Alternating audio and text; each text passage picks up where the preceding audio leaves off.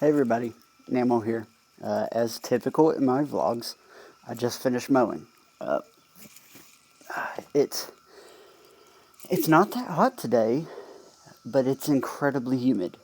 And I don't know if you can hear it, the cicadas are just now starting to come out. They've pretty much been attacking me as I've mowed. Like I've had to grab them off my forehead and my neck. I guess me sweating is just very attractive to them. I don't know, but yeah. So I'm done mowing, done weed eating. The county came through yesterday with the bush hog and mowed the sides of the roads. So I was very worried because I planted all those plants on the other side of the fence a couple vlogs ago. I probably got it here. Yeah, like right here. But I figured they would like mow it down and whatnot. And they mowed. The bush hog still leaves everything about 6 inches, so it just knocked down the big stuff. But that wheel on the very end of it made a rut just all the way through the embankment, and it only mowed up half of it. So I put majority of my plants at the top near the fence. That way the seeds will drop onto the hill and seed out. So it didn't really take out much, but just to keep them from coming through with the weed eater and knocking everything down, I went ahead and went on the other side of the fence and just weed eated everything tall that I could. There was a couple plants that I accidentally knocked the top of, and I feel kind of bad about that, but they'll grow back. So all those little projects I was talking about the last couple vlogs, we're going to try and get those done today. So that's the plan for the day. I'll give you updates as we go. Borrowed the corded Sawzall from work. That way I didn't have to worry about any batteries. And I did it. There's still some bits attached, like that. That'll come loose. But for the main part, I did it. I did it. Yay. Alright, so I got this tree. Got a little fence around it. Got some baling twine tied up to it to stake it up and keep it secure.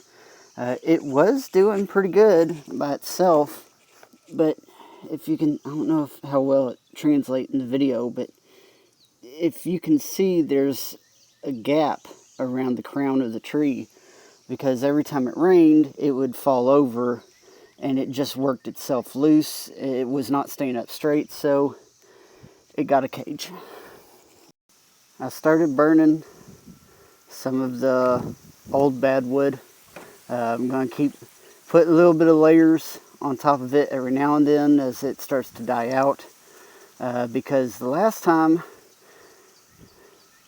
it killed out all the leaves of these maple trees. I really don't know how well you can see it because of the sun, but there's a brown patch there, a big brown patch there. You started to kind of see it in the last video when we pulled down the deck. But yeah, it completely decimated those trees, so I'm not going to get it as big as it was. So I've got my irrigation hose out. I'm going to get it unraveled. I got some landscape pins. I don't feel like going and getting a hammer, so I'm going to use my fencing pliers because it's got a hammer head on it. And I'm going to pretty much run it down along the perimeter of this whole garden. Since everything runs downhill and it's a soaker hose, whatever leaks out of it should roll downhill as well towards the plants. So that's the idea. So that's what I'm going to get done right now. Each one of these has this little restrictor washer. I got to pull those out. And they also got these caps. I got to take those off too to put them together and run them in series. The last one, the one that ends, I'm hoping right around here, that I have to hook to the water hose, I have to keep the restrictor washer in because it's supposed to regulate the water flow.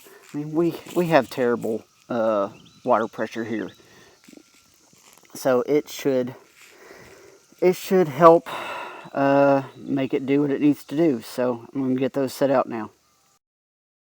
Alright, so the irrigation hose is installed. I don't really like using this stuff. I don't know if you can really tell much, but in some spots it just does not have much pressure. Like I said, I don't really like using this. I don't ever recommend it. Definitely still don't recommend it. But I don't have the money for the Rainbird irrigation system, which is actually what I suggest. If you're going to get any kind of irrigation, go with the Rainbird hoses. They're fully plastic. They have regulating drip on it. They're just really good hoses. And you see, the closer I get to the end of the hose, the more water is coming out, which is perfectly fine. And you see there's the last bit of hose that went up that way. I had it hooked up there to begin with, and I don't know what was going on, but it would only be coming out of this hose and then to about here. And then nothing was coming out. I don't know if it was just trying to push all the air out or what, but I disconnected it and hooked it up there, and I mean, it's dripping all the way down there. It's just a lot more is coming out here. I do not have the little restrictor washer in there, so that's probably why. Yeah, it's working, and because it was cheap, it's doing its job for however long I need it to do until I can get the proper irrigation system. But yeah, see, this is still going off of the house water. I still have yet to hook up the rain barrels. We're doing that at some point. I think they're 35 gallons each, so that's 105 gallons.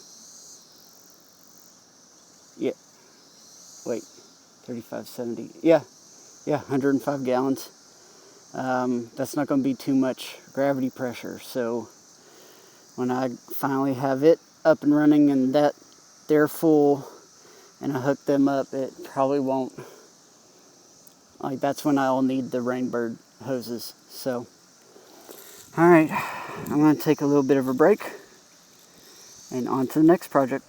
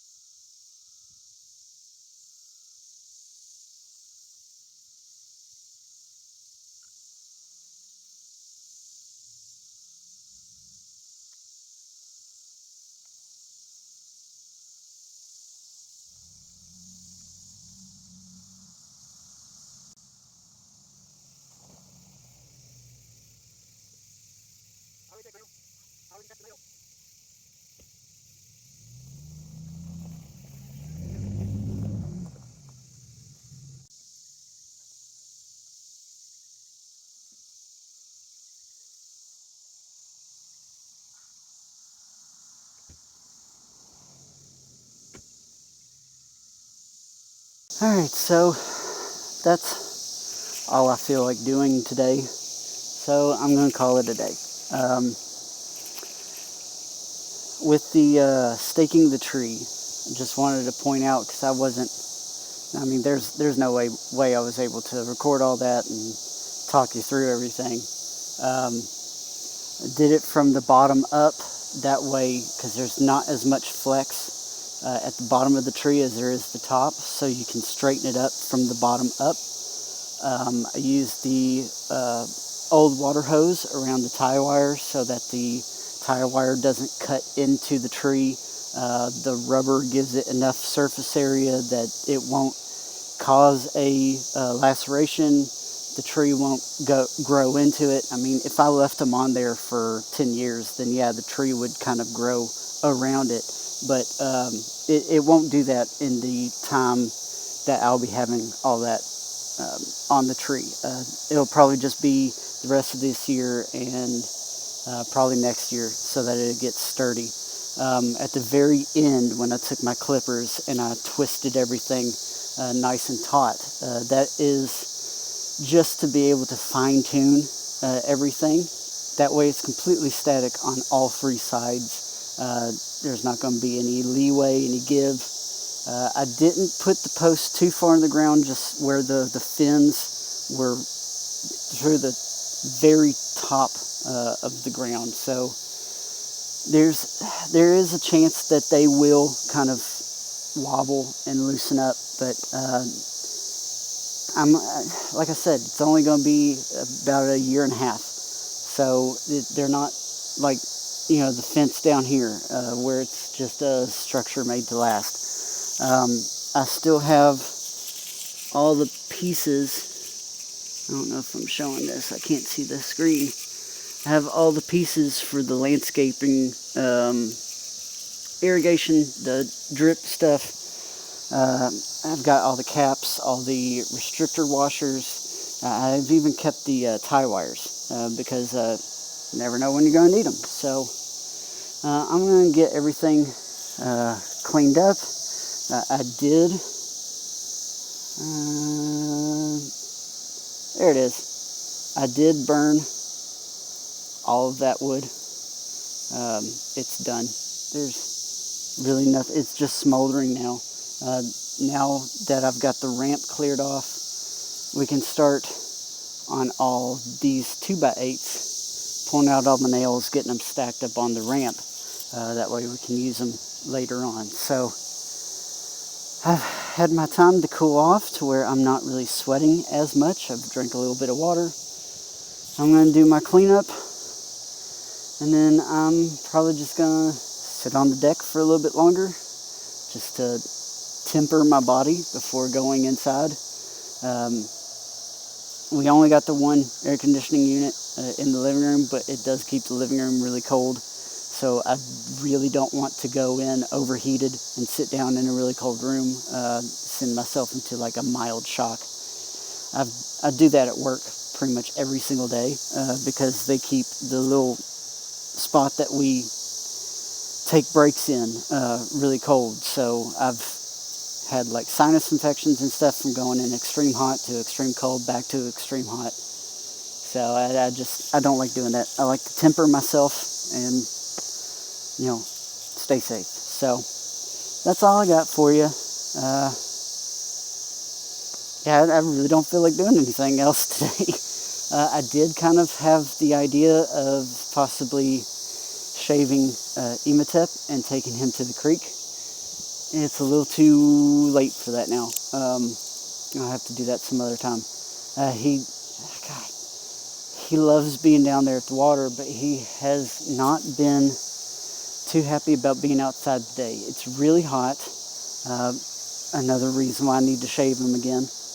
And I don't think he likes the cicadas because he comes out and immediately wants to go back in. You might have heard him through the mic. The whole video. It's like almost 3 o'clock, I think. And it's like the height of when they're out and active. So yeah, they're pretty loud at the moment. But like I said, many times and then keep getting on to other rants. I'm going to clean up. I'm going to go inside. And I'm going to take the rest of the day off. So thanks for watching. And we'll see you later.